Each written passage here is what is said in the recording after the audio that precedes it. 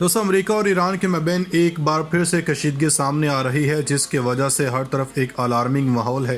दोस्तों, इसराइल और अमेरिका एक होकर ईरान के खिलाफ एक लंबे से अरसे से हर्जा सराई करने की कोशिश में है।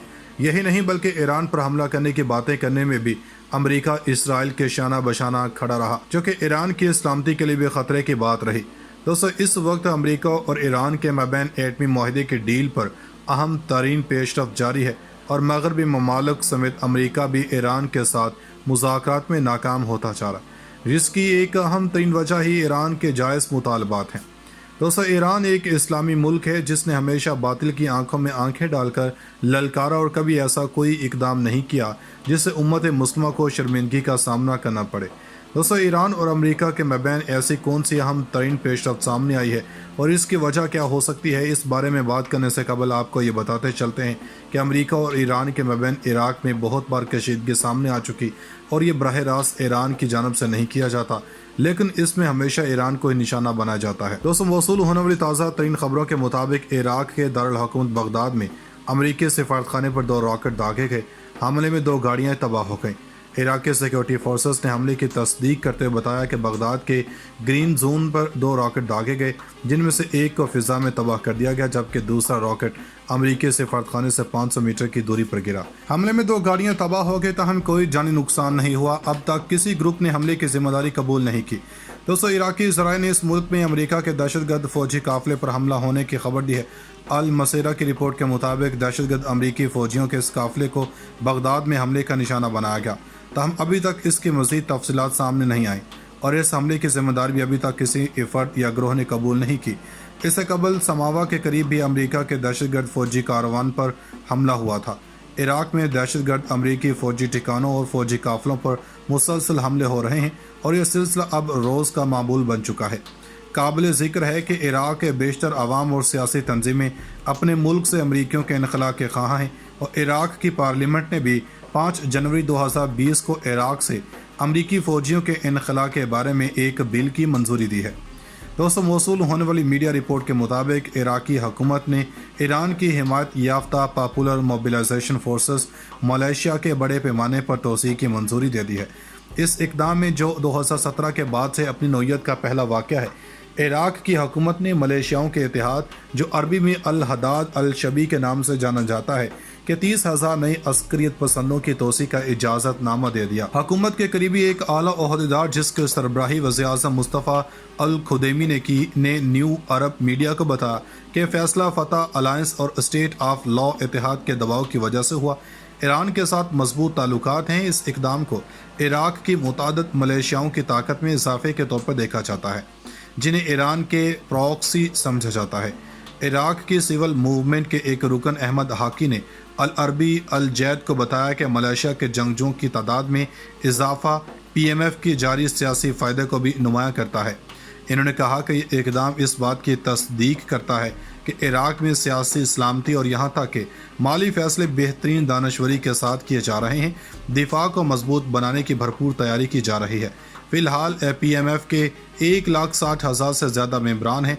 इसमें से 83 धड़ों पर मुश्तमिल है और इनमें से कम 40 का बरह रास्त ईरान के इस्लामी इनकलाबी गार्ड कोर ग्राउंड फोर्सेस से ताल्लुक है। दोस्तों, हाल ही में ईरान अमेरिका के मबैन मुज़ाकरात का आगाज़ किया गया और ईरान ने इस पर बयान जारी करते हुए कहा था कि अमेरिका के साथ मुज़ाकरात का पहला दौर कामयाब रहा, लेकिन अभी इन मुज़ाकरात के कुछ और दौर भी मुनक्किद किए जाएंगे।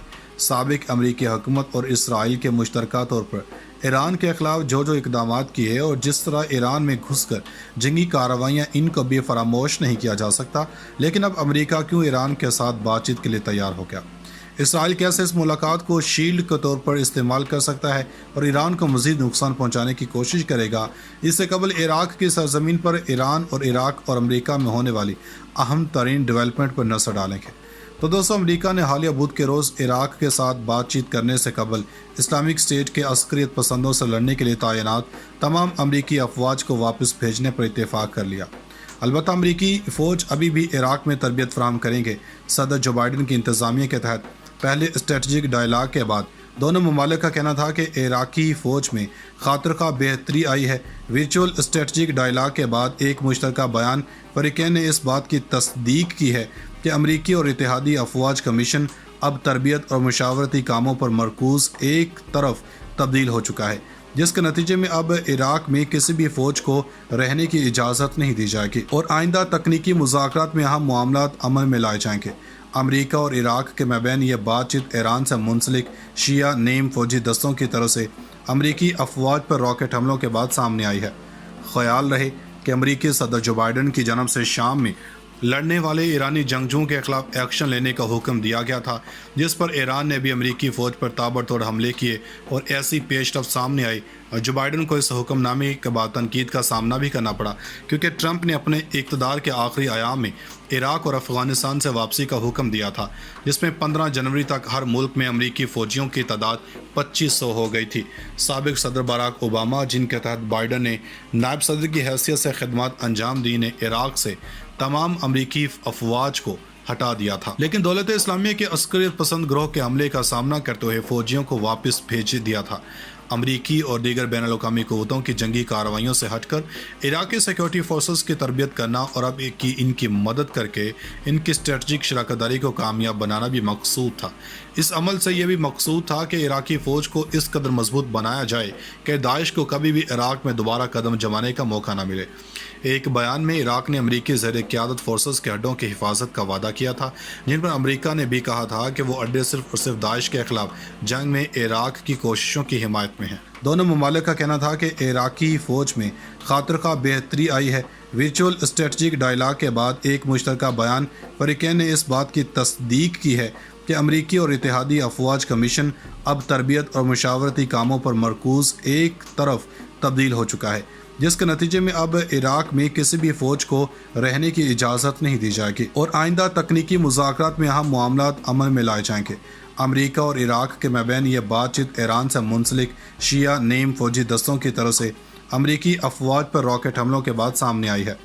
خیال رہے کہ امریکی صدر جو بائیڈن کی جانب سے شام میں لڑنے والے ایرانی جنگجوؤں کے خلاف ایکشن لینے کا حکم دیا گیا تھا، جس پر ایران نے بھی امریکی فوج پر تابڑتوڑ حملے کیے اور ایسی پیش رفت سامنے آئی اور جو بائیڈن کو اس حکم نامے کے بعد تنقید کا سامنا بھی کرنا پڑا، کیونکہ ٹرمپ نے اپنے اقتدار کے آخری ایام میں عراق اور افغانستان سے واپسی کا حکم دیا تھا، جس میں 15 جنوری تک ہر ملک میں امریکی فوجیوں کی تعداد 2500 ہو گئی تھی۔ سابق صدر باراک اوباما، جن کے تحت بائیڈن نے نائب صدر کی حیثیت سے خدمات انجام دی، نے عراق سے تمام امریکی افواج کو ہٹا دیا تھا، لیکن دولت اسلامیہ کے عسکریت پسند گروہ کے حملے کا سامنا کرتے ہوئے فوجیوں کو واپس بھیج دیا تھا۔ امریکی اور دیگر بین الاقوامی قوتوں کی جنگی کارروائیوں سے ہٹ کر عراقی سیکیورٹی فورسز کی تربیت کرنا اور اب ان کی مدد کر کے ان کی اسٹریٹجک شراکت داری کو کامیاب بنانا بھی مقصود تھا۔ اس عمل سے یہ بھی مقصود تھا کہ عراقی فوج کو اس قدر مضبوط بنایا جائے کہ داعش کو کبھی بھی عراق میں دوبارہ قدم جمانے کا موقع نہ ملے۔ ایک بیان میں عراق نے امریکی زیر قیادت فورسز کے اڈوں کی حفاظت کا وعدہ کیا تھا، جن پر امریکہ نے بھی کہا تھا کہ وہ اڈے صرف اور صرف داعش کے خلاف جنگ میں عراق کی کوششوں کی حمایت میں ہیں۔